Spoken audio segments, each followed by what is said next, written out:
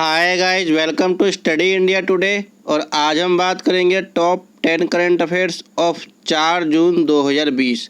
तो 4 जून 2020 के top 10 current affairs आज हम डिस्कस करेंगे। तो चलिए शुरू करते हैं। लेकिन शुरू करने से पहले गाइज प्लीज़ आप इस चैनल को सब्सक्राइब कर दीजिए और सब्सक्राइब के बगल में एक बेल नोटिफिकेशन बेल मिलेगा, उसको ऑन कर दीजिए ताकि आने वाले वीडियो की नोटिफिकेशन आपको प्राप्त हो जाए। तो चलिए शुरू करते हैं। और पहला क्वेश्चन है, केंद्र सरकार ने हाल ही में सूक्ष्म लघु और माध्यम उद्योगों की समस्या के लिए समाधान में सहायता करने हेतु किस नाम से एक पोर्टल लॉन्च किया है? तो यह पोर्टल का नाम है ऑप्शन ए चैंपियंस। चलिए इसके मुख्य बिंदु देख लेते हैं। तो यह सूचना और संचार प्रौद्योगिकी पर आधारित एक प्रबंधक सूचना प्रणाली है। जो सूचना और संचार प्रौद्योगिकी पर आधारित एक प्रबंधन सूचना प्रणाली है। इस प्रणाली को राष्ट्रीय सूचना विज्ञान केंद्र की सहायता से पूर्ण रूप से स्वदेशी तकनीकी द्वारा तैयार किया गया है। इसका मुख्य उद्देश्य वर्तमान की कठिन परिस्थिति से उबरने में एमएसएमई क्षेत्र के उद्योगों की सहायता करना है। चलिए दूसरा क्वेश्चन देख लेते हैं। तो हाल ही में ब्रिटेन में भारत की नई उच्चायुक्त किसे नियुक्त किया गया है? तो यह किया गया है ऑप्शन सी गायत्री कुमार को।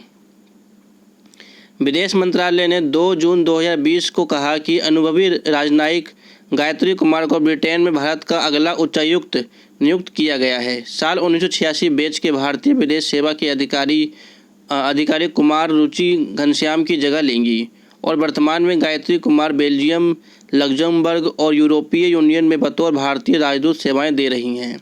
ब्रिटेन के शक्तिशाली यूरोपीय यूनियन से बाहर आने के बाद गायत्री कुमार इस महत्वपूर्ण पद पर नियुक्त ऐसे समय में सामने आई हैं जब भारत ब्रिटेन से द्विपक्षीय संबंधों पर विस्तार देने के लिए अग्रसर है।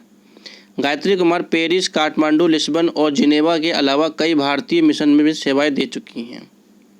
चलिए अगला क्वेश्चन देख लेते हैं। तो हाल ही में किस युवा महिला क्रिकेट खिलाड़ी के अर्जुन अवार्ड से नामित किया गया है?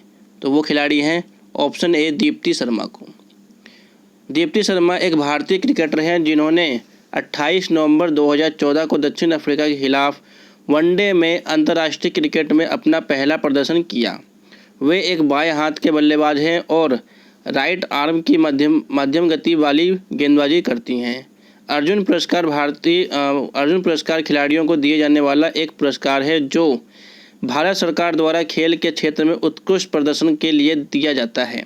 इस पुरस्कार का प्रारंभ साल 1961 में हुआ था। चलिए अगला क्वेश्चन देख लेते हैं। तो हाल ही में दिल्ली बीजेपी अध्यक्ष के रूप में किसे नियुक्त किया गया है? तो यह किया गया है ऑप्शन सी आदेश गुप्ता को। आदेश गुप्ता को हाल ही में दिल्ली बीजेपी अध्यक्ष के रूप में नियुक्त किया गया है। चलिए मुख्य बिंदु देख लेते हैं इसके। तो भारतीय जनता पार्टी बीजेपी ने कोरोना संकट के बीच बड़ा बदलाव किया है।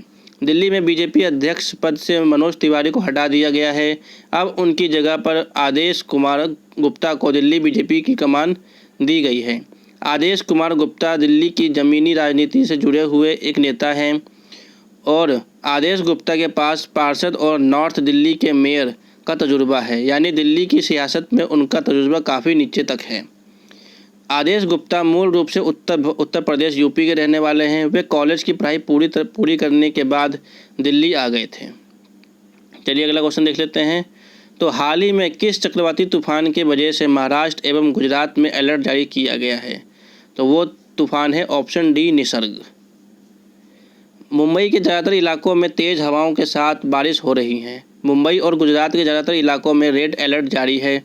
निसर्ग तूफान मुंबई में अलीबाग के तट पर टकराया है और मौसम विभाग के मुताबिक चक्रवाती तूफान करीब 120 किलोमीटर प्रति घंटा की रफ्तार से टकराया है। मौसम विभाग के मुताबिक बीती एक सदी में यह पहला चक्रवाती तूफान है जो महाराष्ट्र के तट से टकराया है। इससे पहले 1948 और 1980 में 2 बार चक्रवाती तूफान उठा था, लेकिन वो तट से नहीं टकराया था, समुद्र में ही कमज़ोर पड़ गया था। विश्व साइकिल दिवस निम्न में से किस दिन मनाया जाता है? तो ये मनाया जाता है ऑप्शन डी 3 जून को। प्रतिवर्ष 3 जून को अंतर्राष्ट्रीय विश्व साइकिल दिवस मनाया जाता है।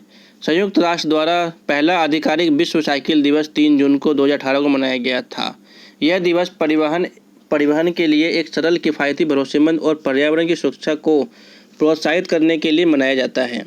भारत में भी साइकिल के पहियों ने आर्थिक तरक्की में अहम भूमिका निभाई है। केंद्रीय मंत्रिमंडल ने हाल ही में कितने खरीफ फसलों के न्यूनतम समर्थन मूल्य में बढ़ोतरी को मंजूरी दे दी है? तो वो है ऑप्शन सी 14। केंद्रीय मंत्रिमंडल ने हाल ही में कई संसाधनों को मंजूरी दी है। साथ ही मंत्रिमंडल ने खरीफ को 14 फसलों के न्यूनतम समर्थन मूल्य MSP को बढ़ाने के लिए भी मंजूरी दे दी है। सरकार ने किसानों को फसल पर उनकी लागत की तुलना में 50 से 83% तक अधिक रिटर्न मिलना सुनिश्चित किया है। कैबिनेट ने फसल वर्ष 2020-21 के लिए धान की MSP 1,868 रुपये और जौ की MSP 2,620 रुपये और बाजरा की MSP 2,150 रुपये प्रति क्विंटल तय की थी। कपास की MSP 260 रुपये से बढ़ाकर 5,515 रुपये प्रति क्विंटल कर दी गई थी। केंद्र सरकार ने जल जीवन मिशन के तहत हाल ही में किस राज्य को 1,407 करोड़ रुपये आवंटित किए हैं? तो वो राज्य है ऑप्शन बी असम। असम में जल जीवन मिशन का लक्ष्य 2020-21 तक 13 लाख से अधिक ग्रामीण परिवारों को नल कनेक्शन प्रदान करना है। राज्य का उद्देश्य कमजोर और हाशिए पर पड़े वर्गों को प्राथमिक के आधार पर रखना है और ग्रामीण समुदाय के सक्रिय भागीदारी के साथ ग्राम कार्य योजनाओं को बनाई गई है। इस मिशन के तहत हर घर में पाइप के द्वारा पानी पहुंचाने का लक्ष्य है। प्रधानमंत्री मोदी ने लोगों से आगे आने और जल संसाधनों के संरक्षण में योगदान देने का आग्रह किया है। केंद्र सरकार ने मोबाइल फ़ोन उत्पादन में दुनिया का शीर्ष देश बनाने के साथ ही इलेक्ट्रॉनिक उत्पादों एवं उसके कलपुर्जों के उत्पादन को गति देने के उद्देश्य से करीब 50,000 करोड़ रुपए की लागत से कितने नई योजनाओं को शुरू करने की घोषणा की है? तो वो है ऑप्शन सी 3। इलेक्ट्रॉनिक सूचना प्रौद्योगिकी मंत्री रविशंकर प्रसाद ने कहा है कि इसके तहत इलेक्ट्रॉनिक्स उत्पादों को विनिर्माण के पिछले 6 वर्षों में गति मिली है और अभी भारत दुनिया का दूसरा सबसे बड़ा मोबाइल फ़ोन उत्पादक देश बन चुका है। देश को अगले कुछ वर्षों में दुनिया का शीर्ष देश बनने का लक्ष्य रखा गया है। उन्होंने कहा है कि इन तीन योजनाओं के अगले 5 वर्षों में करीब 10 लाख लोगों को रोजगार मिलने का अनुमान है। इसके साथ ही 8 लाख करोड़ रुपए के विनिर्माण और 5.8 लाख करोड़ रुपए के निर्यात को लक्ष्य रखा गया है। चलिए आखिरी क्वेश्चन देख लेते हैं आज का। तो विश्व पाचन स्वास्थ्य दिवस वर्ल्ड डाइजेस्टिव हेल्थ डे निम्न में से किस दिन मनाया जाता है? तो ये मनाया जाता है ऑप्शन ए 29 मई को। प्रतिवर्ष 29 मई को विश्व पाचन स्वास्थ्य दिवस मनाया जाता है। इसकी शुरुआत WGO और WGOF के सहयोग से की गई थी। इसका उद्देश्य पाचन संबंधी रोग और विकार के विषय में जन जागरूकता बढ़ाना है और उल्लेखनीय है कि 29 मई 1958 को संपन्न वाशिंगटन अमेरिका में वर्ल्ड गैस्ट्रोलॉजी में पहली विश्व कांग्रेस की बैठक में विश्व पाचन स्वास्थ्य दिवस मनाने की घोषणा की गई थी। So this is the end of this video. उम्मीद करता हूँ यहाँ से आपको बहुत कुछ जानने को मिला होगा। Thanks for watching. God bless you.